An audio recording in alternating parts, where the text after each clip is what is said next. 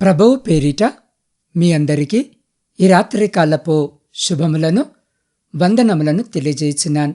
ప్రియులారా, ఈ రాత్రి పరిశుద్ధ లేఖన భాగమును మనము చదివినట్లయితే, తన ఎడల యథార్థ హృదయము గల వారిని బలపరచుటకై యెహోవా కన్నుదృష్టి లోకమందంతట సంచారము చేయుచున్నది. ఈ విషయమందు నీవు మతి తప్పి ప్రవర్తించితివి గనుక ఇది మొదలుకొని నీకు యుద్ధములే కలుగును.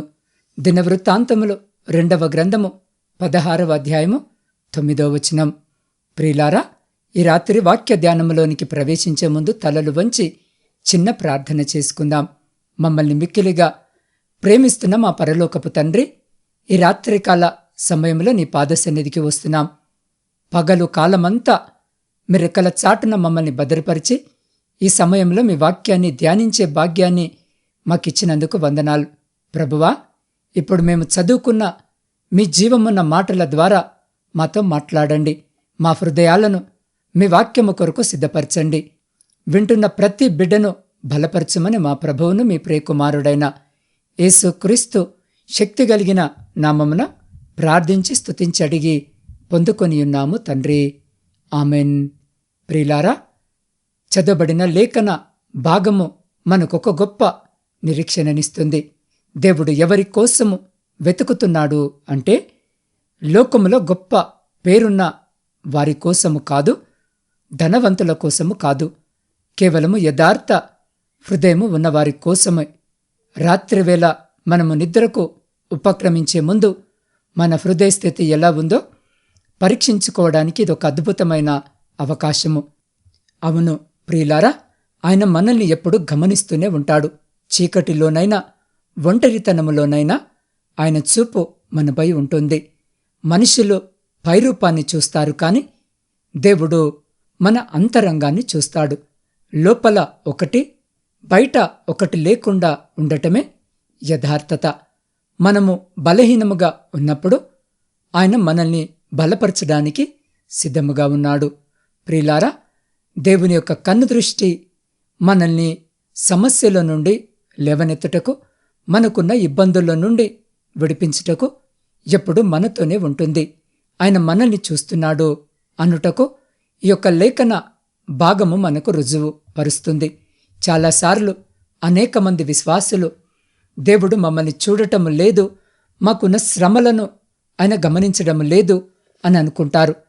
దేవుడు మా వైపు చూస్తే ఈ కష్టాలు, ఈ సమస్యలు ఎందుకు మాకొస్తాయని ఆలోచిస్తారు. అయితే దేవుడు తన బిడ్డలైన వారిని ఎన్నడూ కూడా వదిలిపెట్టాడు. ఆయన మనల్ని దృష్టించి ఉన్నాడు. ఈ వాక్య భాగము మనము చూడగలిగితే, ఆసాను గురించి వ్రాయబడి ఉన్నది. రాజైన ఆసా దేవునికి అనుకూలముగా నడుచుకున్నప్పుడు దేవుడు ఆసాను బలపరిచాడు.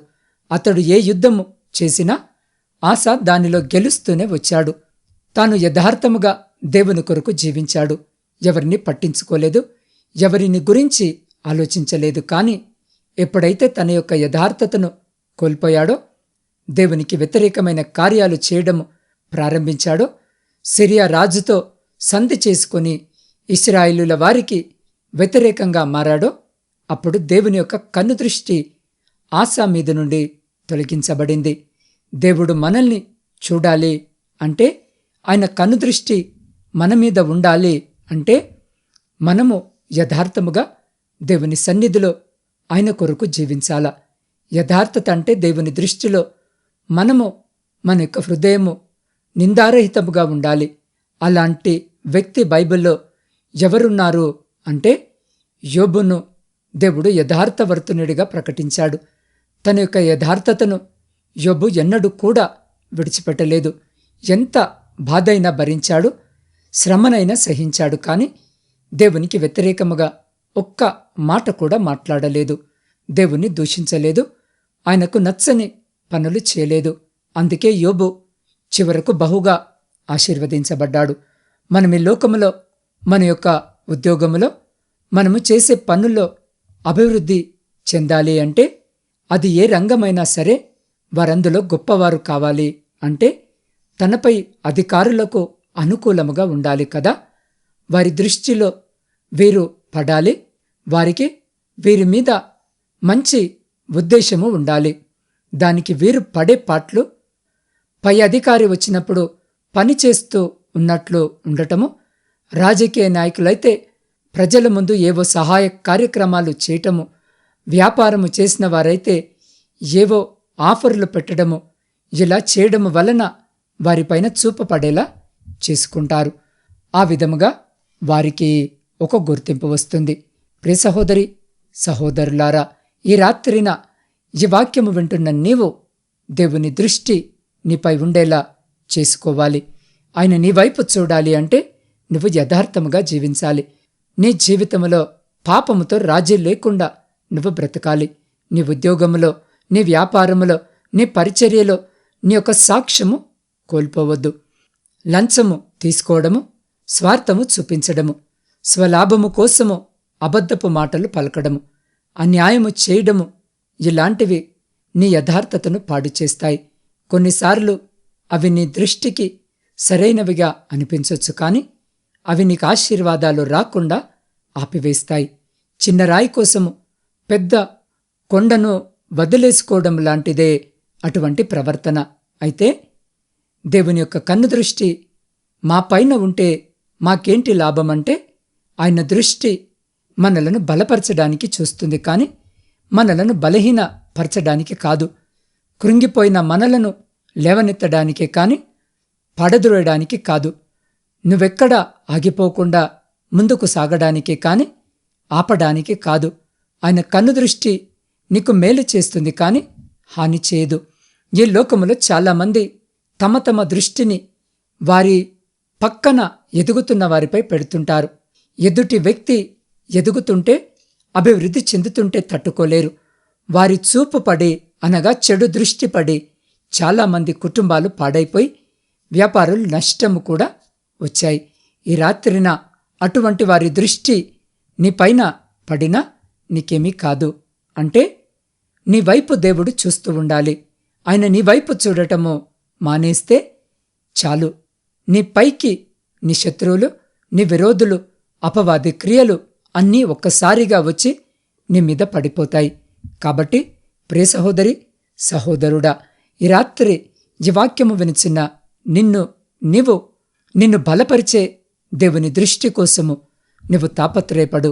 మనుషుల దృష్టిని నీ పైన ఉండటం వలన లాభము ఏమో గాని నష్టమే వస్తుంది. ఆయన దృష్టి నీ పైన ఉంటే నీవన్నీ విషయాలలో అభివృద్ధి చెందుతావు. అన్ని పరిస్థితులు నీకు అనుకూలముగా ఉంటాయి. నీవు నీ మార్గములో క్షేమముగా సంచరించగలవు అని జ్ఞాపకము చేసుకుని యథార్థముగా ఆయన కొరకు జీవించు. కాబట్టి ప్రియ సహోదరి సహోదరుడా, రాజైన ఆస తన జీవితంలో దేవుని మీద కాకుండా మనుషుల మీద ఆధారపడినప్పుడు ఈ మాటలు చెప్పబడ్డాయి. మన జీవిత ప్రయాణంలో కూడా మనమెన్నోసార్లు మన సొంత తెలివితేటల మీద ఆధారపడతాము, కానీ దేవుడు ఈ రాత్రి నీతో అంటున్నాడు, నువ్వు యథార్థముగా ఉండు, నిన్ను బలపరిచే బాధ్యత నాది. ఈ రాత్రి నీ నిద్రలో నువ్వు ప్రశాంతముగా ఉండొచ్చు. ఎందుకో తెలుసా? నిన్ను బలపరిచే దేవుని కనుదృష్టి నీ మీద ఉంది. అలాంటి గొప్ప భాగ్యము మనము పొందుకొనులాగున ఈ రాత్రి జీవాక్యము వింటున్న మీరు ఉన్న స్థితిలోనే తలలు వంచి, వీలైతే మోకరించి, మీ కుడి చేతిని మీ హృదయంపై పెట్టుకొని నాతో పాటు ప్రార్థనలో ఏకీభవించండి. పరిశుద్ధుడా, ప్రేమ నమ్మకము కలిగిన మా ప్రియ పరలోకపు పరమ తండ్రి, మీ శ్రేష్టమైన ఉన్నతమైన నామమును బట్టి స్తుతులు, స్తోత్రాలు, వందనాలు. తండ్రి, విత్తబడిన ఈ వాక్యాన్ని మా హృదయాల్లో భద్రపరచండి. మేమే పరిస్థితిలో ఉన్నా మీ ఎడల యథార్థత కలిగి జీవించే కృపను మాకు దయచేయండి. లోకమంతటా సంచరిస్తున్న మీ కనుదృష్టి మాపై ఉంచి మా బలహీనతల్లో మమ్మల్ని బలపరచండి. అయ్యా, ఈ రాత్రి ప్రత్యేకముగా ప్రయాణాలు చేస్తున్న ప్రతి బిడ్డ కొరకు ప్రార్థిస్తున్నాం. ప్రతి బిడ్డని జ్ఞాపకము చేసుకోండి. వారి ప్రయాణం అంతటిలో మీరు తోడుండి సురక్షితంగా వారి గమ్యస్థానాలకు బిడ్డలను చేర్చండి. వ్యవసాయదారులను జ్ఞాపకం చేసుకోండి. వారి సమస్తమును ఆశీర్వదించండి. ఉద్యోగము లేని ప్రతి బిడ్డకు ఉద్యోగము దయచేయండి. విద్యార్థులను ప్రత్యేకంగా రాత్రి మీ పాద సన్నిధికి తీసుకొని వస్తుండగా జ్ఞాపకం చేసుకోండి. పరీక్షల సమయం బిడ్డలు సిద్ధపాటు చేస్తూ ఉండగా నా తండ్రి వారి సిద్ధపాటంతట్లో తోడుగా ఉండండి. పరీక్షలు రాస్తూ ఉండగా కూడా తోడుండండి. మంచి ఆరోగ్యాన్ని దయచేయండి, జ్ఞానాన్ని, జ్ఞాపక శక్తిని దయచేయండి. గడిచిన కాలమంతా వారు కష్టపడి చదివిన ప్రతి అంశమును నా తండ్రి ఇదిగో జ్ఞాప్తికి తెచ్చుకొని పరీక్షలు సరైన విధముగా పొందుపరచుటకు మీ కృపను చూపి వారితో మీరుండి అయ్యా బిడ్డలకు శ్రేష్టమైనటువంటి ఫలితాలను అనుగ్రహించమని వేడుకుంటున్నాం. దేవా, కుటుంబ పోషణకై కుటుంబాలను వదిలి పరాయి దేశాల్లో ఉంటున్న ప్రతి బిడ్డని జ్ఞాపకం చేసుకోండి. వారి చేతుల కష్టార్జితాన్ని ఆశీర్వదించండి. వారున్న చోట నీకు మహిమకరముగా ఆ బిడ్డలుండుటకు కృప చూపండి. వారి యజమానులు వారి పట్ల దయ కలిగి ఉండుటకు కృప చూపండి. ప్రాముఖ్యంగా ఈ దినాలలో అక్కడున్నటువంటి అనానుకూల పరిస్థితుల్లో నా తండ్రి ఎవరూ కూడా గాయపడకుండా, ఇబ్బంది పడకుండా, భయపడకుండా, బాధపడకుండా ఉండుటకు కృప చూపండి. వారి చుట్టూ మీ కంచె వేయండి. అక్కడున్న ప్రతి పరిస్థితిని నా తండ్రి మీరు మార్చి శాంతి సమాధానాలను దేశాల మధ్య చేకూర్చమని వేడుకుంటున్నాం. అయా, చాలామంది బిడ్డలు వారున్న స్థలంలో స్వేచ్ఛగా పని చేసుకుంటకు కావలసిన అనుమతులు లేక ఇబ్బందులు పడుతూ అయా ఇదిగో మీ వైపు చూస్తుండగా ప్రతి బిడ్డకు కావలసిన అకామాను మీరు అనుగ్రహించి బిడ్డలను ఆశీర్వదించి అయా వారి కుటుంబాలను పోషించుకున్నటకు బిడ్డలకు కృపచూపమని వేడుకుంటున్నాం.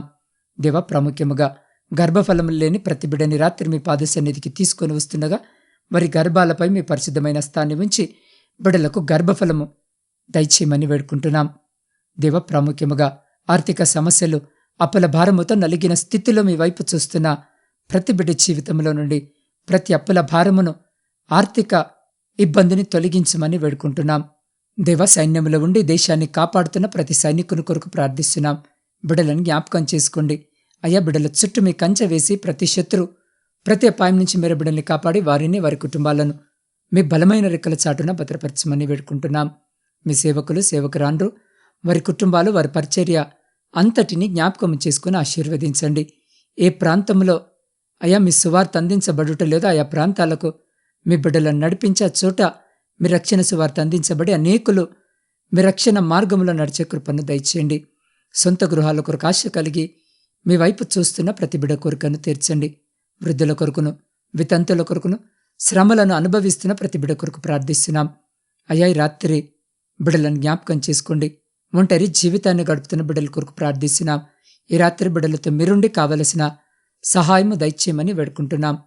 దేవా, ప్రాముఖ్యంగా నా తండ్రి వివాహాల కొరకు సిద్ధపడుతున్న, వివాహాలు జరగక, సరి అయిన సంబంధాలు రాక కన్నీటితో మీ వైపు చూస్తున్న ప్రతి బిడ్డకు కావలసిన సహాయము దయచేయమని వేడుకుంటున్నాం. దేవా, రీతిగానే ప్రపంచంలో శాంతిని, సమాధానాన్ని కలిగించి విడిపోయిన, విచ్ఛిన్నమైన ప్రతి కుటుంబాన్ని తిరిగి కట్టుమని వేడుకుంటున్నాం. ఈ రాత్రి నా ఆత్మీయ కుటుంబ సభ్యులందరినీ మీ పరిశుద్ధ పాదాల చింత పెడుతూ ఉండగా ప్రతి బిడ్డను మీరు జ్ఞాపకము చేసుకుని అయ్యా వారి ప్రతి ప్రార్థన విజ్ఞాపనను మీరు ఆలకించి వారి ప్రతి న్యాయమైన కోరికకు మీరు సమాధానము దయచేయమని వేడుకుంటున్నాం.